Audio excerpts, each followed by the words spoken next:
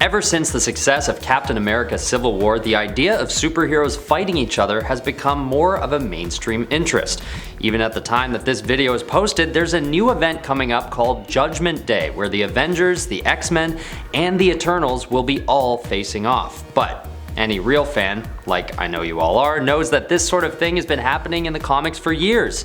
So let's get into it. These are the top 10 times superheroes had to fight each other. At number 10, we have Cyclops vs Wolverine. In X-Men Schism number 4, a fight breaks out between these two superheroes because of a complex decision on how to face an onslaught of Sentinels unleashed by the world's powers. And as an enormous, seemingly regenerative Sentinel is approaching the two of them, Cyclops insists on allowing the young X-Men to stay and fight, while Wolverine believes it's wrong to put young ones in harm's way. So it's a battle between should we stay and fight or run and regroup. Well, Wolverine gets outranked by Cyclops, but instead of backing down, he goes to their home base and sets 2,000 pounds of explosives to go off at the press of a button to take out the Sentinel and allow for a distraction as they get away.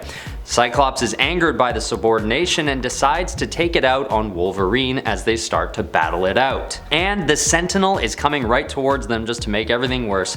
Maybe not the best time to pick an epic fight, guys, but it is a tough call and both arguments make sense to me in different ways. I guess this stuff just sometimes happens. Next on our list at number 9 is The Thing vs the Hulk. This is a classic showdown that many of you may already be aware of, where Ben Grimm and Bob Banner go at it in the middle of the city streets. Side note, Stan Lee accidentally referred to the Hulk's alter ego as Bob Banner instead of Bruce for a few months before correcting it. Just some trivia for you. Anyway, the reason why they're fighting is basically that the Hulk is going crazy and smashing everything in sight, trying to reach his goal of finding the Avengers to take them down. When the Hulk easily knocks out the Human Torch and holds on to him like a prize at the county fair, the Thing watches by the sidelines wanting to get involved. Then, after Invisible Woman tries to protect the Human Torch with an invisible force screen, she too is rendered unconscious by the Hulk. So the Thing has to take things into his own hands and fight the Hulk himself. The fight goes on for pages and pages, with buildings being knocked down, buses being torn in half. At one point, the Thing drives a boat. It's crazy.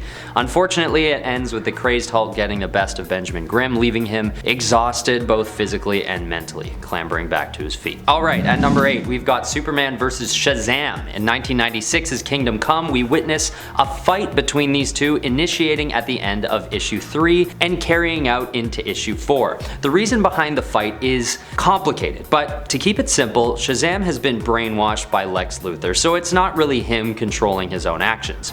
But it is a tough thing watching as an aging Superman basically gets beaten up so badly that he almost dies. In this storyline, Superman has the pure intentions of trying to corral a new generation of less than heroic superheroes to help bring peace back to Earth. And with internal resistance on that front, and also these plots by his typical enemies to imprison him, he's really just not ready to defend himself.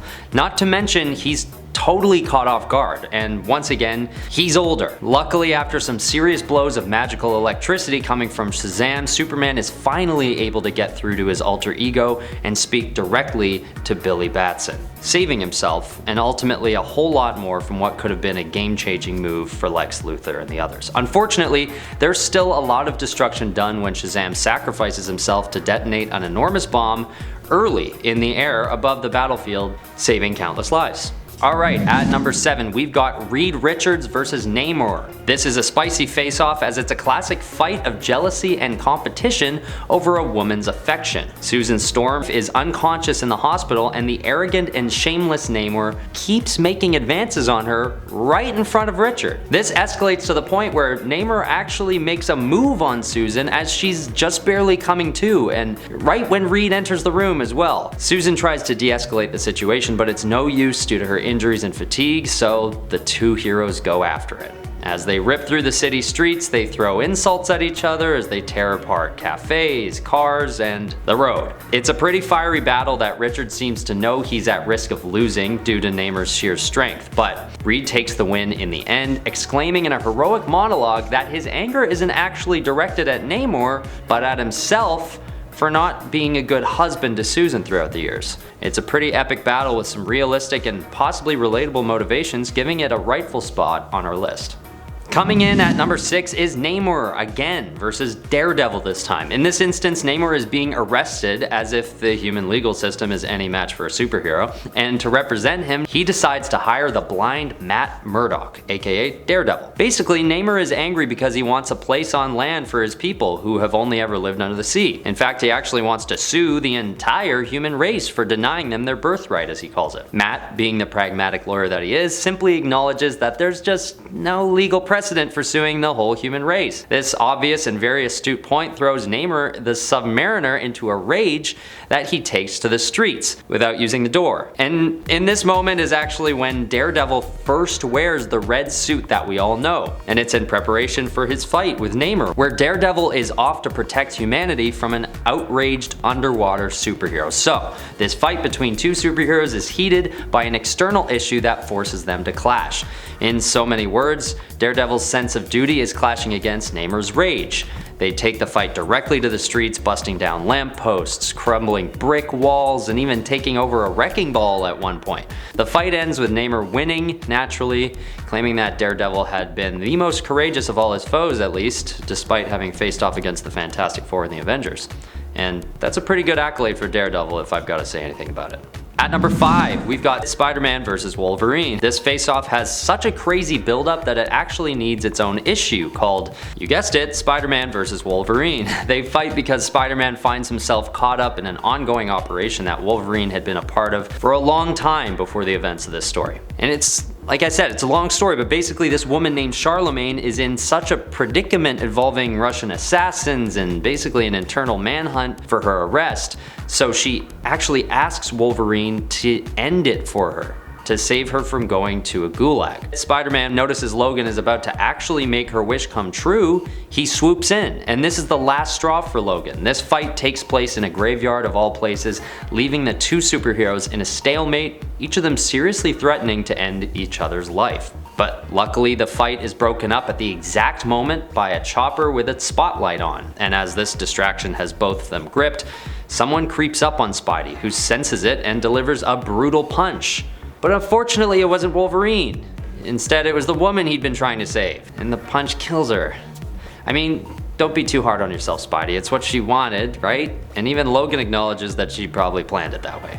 Okay, at number 4, it's the battle between Thor and Beta Ray Bill. This battle is pretty epic considering it's the fight that would determine whether or not Beta Ray Bill is worthy of Mjolnir, Thor's hammer. He'd already shown his worth by actually being able to pick it up, but that wasn't enough, as Thor fights back against his new contender. The battle rages into a river of lava, leaving both warriors exhausted, lying on an obsidian raft. But they float steadily towards a lava fall, waterfall made of lava, you know what I mean. Beta Ray Bill shows his worth further by saving an unconscious Thor from the deadly plunge. After all is said and done, the two warriors end in a draw, approaching Odin with the results. And instead of taking away Thor's hammer and handing it over to Bill, Odin offers him a brand new weapon called Stormbreaker. So it turns out okay in the end. But this is a battle for the history books, with two of the most powerful superheroes in the whole Marvel Universe facing off for the glory of respect and worthiness. Alright, here we are at number 3 with Captain America versus Iron Man, or just the Civil War storyline. I'm gonna match those two into one because they're basically the same conflict. But Iron Man and Captain America have had a deep bond for quite some time, but there are some times when they have disagreements that turn into physical altercations. One of these fights takes place in the Armor Wars storyline when Tony Stark learns that his own technology has been stolen to create super soldiers. And when Captain America sees a chance to preserve the armor, Iron Man gets a bit physical since he wants the technology to stay exclusively to him. So Iron Man knocks out Cap with an electrical charge and leaves the room. But this altercation doesn't even compare to the fight they have during the Civil War event, which we all know has Iron Man and Captain America pitted against each other in their own factions. When Captain America goes in for a handshake in Civil War issue 3, he leaves an electron scrambler on Tony's hand, which immobilizes his whole suit, leaving him on the ground while the rest of the team faces off. But Tony isn't done, gets up to land a massive blow on Steve, tearing his mask and nearly severing his jawbone. It's sad to see old friends fight like this, but it definitely makes for a pretty exciting read. At number 2, we've got Batman vs Superman. This turn of events is so impactful on the storyline we're used to that it was turned into a movie. These two had a relationship so tight they were like brothers. who sometimes fought. But most of the time these fights would be due to mind control, like in the Hush storyline when Superman is brainwashed by Poison Ivy and sent to attack Batman. But we all know the fight that really puts these two near the top of our list is the one in Frank Miller's Dark Knight Returns. This storyline, set in the future, depicts an older, more brutal Batman who is wreaking havoc against crime in Gotham. And when the government notices Batman acting out of sorts, they send Superman after him to put a stop to it. And this fight is epic. What really makes it cool is that you'd expect a human Batman to be totally outmatched by the Kryptonian alien Superman, but the matchup is more even than you'd expect. And it ends with the two in what seems like almost a draw. But that's where I'll leave it for the few of you who don't know what happens still. Needless to say, it's a pretty insane face-off, but I think it's fair to say that the world is better off with these heroes on the same side. Okay, finally at number 1, there's Avengers Vs X-Men. This showdown has happened before this new event coming out soon, it just didn't involve the Eternals. And of course the context will most likely be different. But in the original Avengers Vs X-Men event, the disagreements start with the two factions having opposing views on how to approach dealing with Phoenix Force. On one hand, the X-Men think the Phoenix Force will bring a rebirth to mutant species, a cause they have always felt very passionate about. But the Avengers are concerned that Phoenix Force will basically wipe out all life on Earth. When 5 of the X-Men are possessed by the Force, the battle then becomes more complicated, with this third team now involved.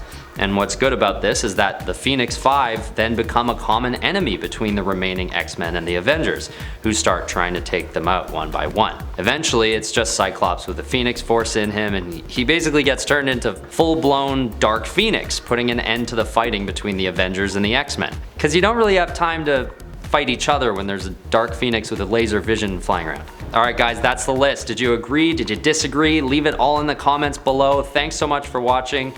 Follow me on Instagram if you'd like, and as always, stay nerdy.